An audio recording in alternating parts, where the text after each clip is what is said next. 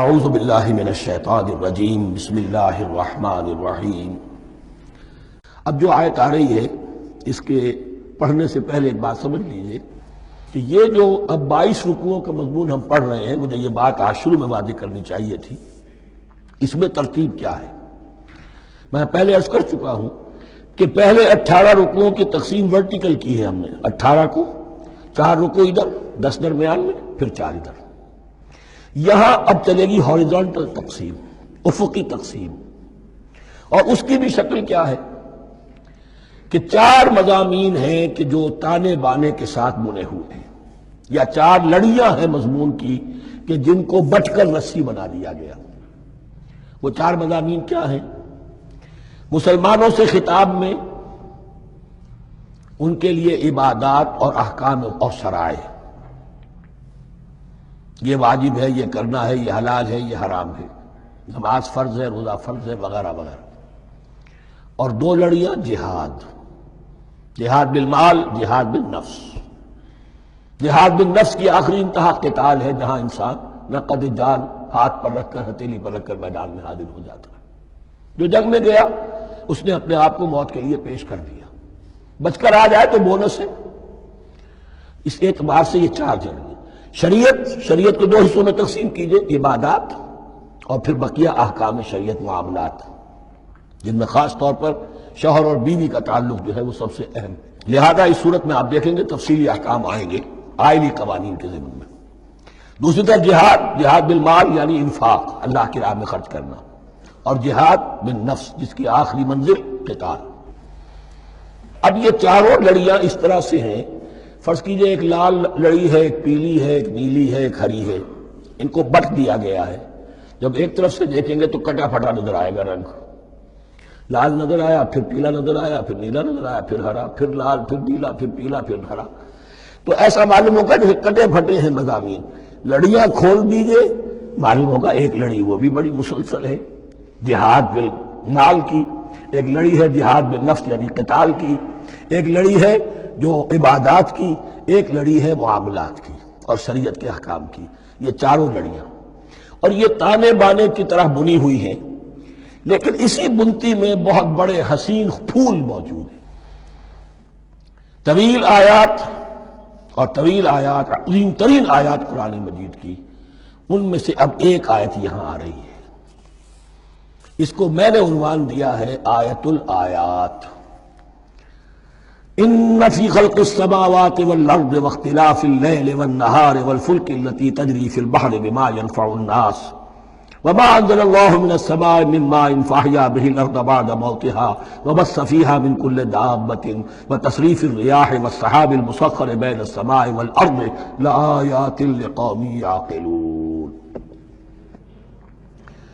اتنے phenomena of nature کسی ایک آیت میں جمع نہیں ہے قرآن۔ اللہ تعالیٰ تمام فینومینا آف نیچر کو اپنی آیتیں قرار دیتا ہے۔ آسمان اور زمین کی تخلیق، رات اور دن کا الٹ پھیر مختلف جگہوں پر، اور یہ جو ستارے ہیں اور یہ جو بھی نباتات ہیں زمین کی، ان میں سے آیتیں ہی آیتیں۔ لیکن ان آیت الآیات کو جس طرح یہاں ایک آیت میں سمویا ہے، یہ حکمت کا ایک بہت بڑا پھول ہے، بہت بڑا پھول جو ان 4 لڑیوں کی بنتی کے اندر آ گیا ہے۔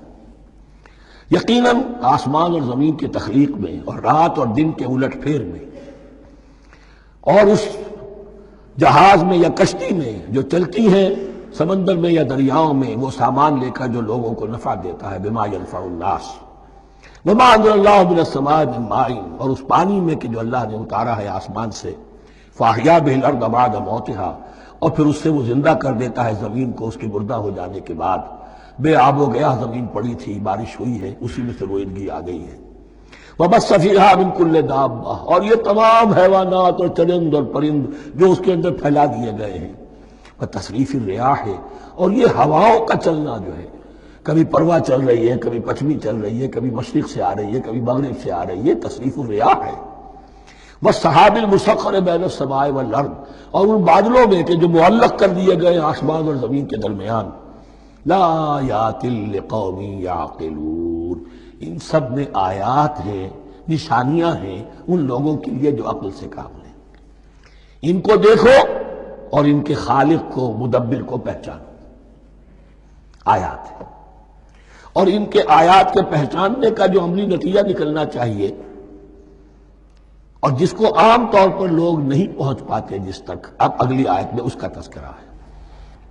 نتیجہ تو نکلنا یہ چاہیے کہ پھر محبوب اللہ ہی ہو، شکر اسی کا ہو، اطاعت اسی کی ہو، عبادت اسی کی ہو۔ جب سورج میں کچھ نہیں، یہ تو اللہ نے اس کو بنایا ہے، یہ حرارت جو ہے اللہ نے دی ہے، چاند میں کچھ نہیں، ہوائیں چلانے والا کوئی وہی تو ہے، تو اب کسی شے کے لیے کوئی شکر نہیں، کسی شے کے لیے کوئی عبادت نہیں، کوئی ڈنڈوت نہیں، کوئی سجدہ نہیں، بلکہ صرف اللہ کے لیے، اور وہی مطلوب و مقصود بن جائے، وہی محبوب ہو۔ لا محبوب الا اللہ، لا مقصود الا اللہ، لا مطلوب الا اللہ۔ جن لوگوں کی یہاں تک رسائی نہیں ہو جاتی، وہ لوگ کسی اور شے کو اپنا محبوب و مطلوب بنا کر اس کی پرستی شروع کر دیتے ہیں۔ خدا تک نہیں پہنچے، اپنے لفظی کو معبود بنا لیا، جو یہ کہے کر رہے، معبود تو ہو گیا۔ ارأیت من اتخذ الہہ ہواہ، اپنے قوم کو معبود بنا لیا، قوم کی برتری کے لیے، قوم کی سربلندی کے لیے جانے بھی دے رہے، وطن کو معبود بنا لیا۔ اس حقیقت کو علامہ اقبال نے سمجھا ہے، اس دور کا سب سے بڑا بت وطن ہے۔ اس دور میں میں اور ہے، جام اور ہے، جم اور، ساقی نے بنا کی روش لطف و ستم اور، تہذیب کے آزر نے ترشوائے صنم اور، مسلم نے بھی تعمیر کیا اپنا حرم اور، ان تازہ خداؤں میں بڑا سب سے وطن ہے، جو پیرہن اس کا ہے وہ مذہب کا کفن ہے۔ نیشنلزم، ٹیریٹوریل، وطنی قومیت، وطن کی جے، یہ معبود بنائے بیٹھے۔ تو اب یہاں سنیے، وَمِنَ النَّاسِ، اور لوگوں میں سے کچھ ایسے بھی ہیں، مَن يَتَّخِذُ مِن دُونِ اللَّهِ أَندَادًا، جو اللہ کو چھوڑ کر کچھ اور چیزوں کو اس کا مد مقابل بنا دیتے ہیں۔ وطن کو بنا لیا، قوم کو بنا لیا، ہیومنزم، انسانیت، نوع انسانی، ہم اس کے خدمتگار ہیں، ہم اس کی بہتری کے لیے کام کر رہے ہیں، یہ بھی ایک معبود بن گیا۔ اور سب سے گھٹیا انسان وہ ہے کہ اپنے ہی حسن کا دیوانہ بنا پھرتا ہوں، اپنا ہی نفس ہے، اسی کے گر چکر لگا رہا ہے، وہی حریم ہے اس کا، وہی حرم ہے اس کا، اور وہ طواف کر رہا ہے اپنے نفس کا، تو وہ بھی تو اس کا ایک معبود ہے۔ لوگوں میں سے وہ بھی ہیں کہ جو اللہ کو چھوڑ کر کسی اور چیز کو اس کا مد مقابل بنا دیتے ہیں، یحبونہم کحب اللہ، اور ان سے محبت کرنے لگتے ہیں جیسی کہ اللہ سے کرنی چاہیے۔ یہ فلسفہ ہے اصل میں، ہندی میں اسے آدرش کہتے ہیں، عربی میں نصب العین، انگلش میں آئیڈیل۔ ہر باشعور انسان کسی شے کو اپنا آئیڈیل بناتا ہے اور اس سے پھر محبت کرتا ہے، اس کے لیے جیتا ہے، اس کے لیے مرتا ہے، قربانیاں دیتا ہے، اثار کرتا ہے، قوم کے لیے قربانی، وطن کے لیے قربانی، فلاح کے لیے قربانی، خود اپنی ذات کے لیے قربانی۔ یحبونہ کحب اللہ، یہ سارے کام تو اللہ کے لیے کرنے کے تھے، جیو اللہ کے لیے، مرو اللہ کے لیے، محبت اس سے کرو۔ ان صلاتی و نسکی و محیای و مماتی للہ رب العالمین۔ تم نے اپنی یہ ساری نسبتیں کسی اور شے کے ساتھ وابستہ کر دی، تم نے اللہ کا مد مقابل تراش لیا۔ می تراشت فکر ما ہر دم خدا بندے دیگر، رست از یک بند تا افتاد در بندے دیگر۔ انسان معبود تراشتا رہتا ہے اپنے ذہن سے، اور ان کے لیے محبت کرتا ہے، جانیں دیتا ہے، قربانیاں دیتا ہے۔ وَمِنَ النَّاسِ مَن يَتَّخِذُ مِن دُونِ اللَّهِ أَندَادًا يُحِبُّونَهُمْ كَحُبِّ اللَّهِ، یہ مضمون بھی سورہ حج میں زیادہ واضح ہوگا۔ وَالَّذِينَ آمَنُوا أَشَدُّ حُبًّا لِلَّهِ، پھر یہ لٹمس ٹیسٹ کا لفظ میری زبان پر آ رہا ہے، اور جو لوگ واقعتاً صاحب ایمان ہوتے ہیں ان کی شدید ترین محبت ہوتی ہے اللہ کے ساتھ۔ اگر یہ نہیں ہے، اگر یہ نہیں تو بابا پھر سب کہانیاں ہیں۔ کوئی شے اللہ سے زیادہ محبوب ہو گئی وہ تمہاری معبود ہے، تم نے اللہ کو چھوڑ دیا، چاہے وہ دولت ہی ہے، چاہے عبد الدینار و عبد الدرہم، ہلاک برباد ہو جائے درہم و دینار کا بندہ۔ نام عبد الرحمن ہے، حقیقت میں عبد الدینار ہے۔ دینار آنا چاہیے، حرام سے آئے، حلال سے آئے، جائز سے آئے، ناجائز سے آئے، تو معبود اللہ نہیں ہے، معبود دینار ہے۔ ہندو نے یہ کیا کہ لکشمی دیوی کی ایک مورتی بنا کر پوجنا شروع کر دیا. یہ لکشمی دیوی اگر ذرا مہربان ہو جائے گی دولت آ جائے گی. ہم نے کہا ہٹاؤ اس درمیان کے لنک کو، سیدھے ہی دولت کو کیوں نہ پوجو، پیٹرو ڈالر کو پوجو، ڈالر کو پوجو، ترک وطن کرو، باپ باپ کو چھوڑو یہاں سے سکتا ہوا تو مر رہے ہیں اور کوئی ان کا بیٹا ان کی بیٹی ان کے پاس نہیں. کس لیے؟ ڈالر. کون معبود ہوا؟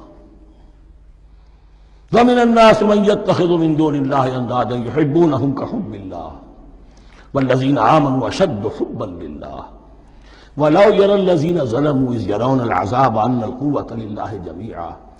اور کاش کہ دیکھ لیتے یہ لوگ جو اس شرک میں اور اس گناہ میں مبتلا ہیں، ظلم شرک کے معنی، جب وہ دیکھیں گے عذاب کو اور یہ بات واضح ہو جائے گی کہ قوت تو ساری کی ساری اللہ کے ہاتھ میں ہے، کسی کے پاس کچھ نہیں. وَأَنَّ اللَّهَ شَدِيدُ الْعِقَابِ، اور یہ کہ اللہ سزا شدید العذاب، اللہ سزا دینے میں بہت سخت ہے. اس وقت آنکھ کھلے گی تو فائدہ کیا ہوگا؟ اب آنکھ کھلے تو فائدہ ہے.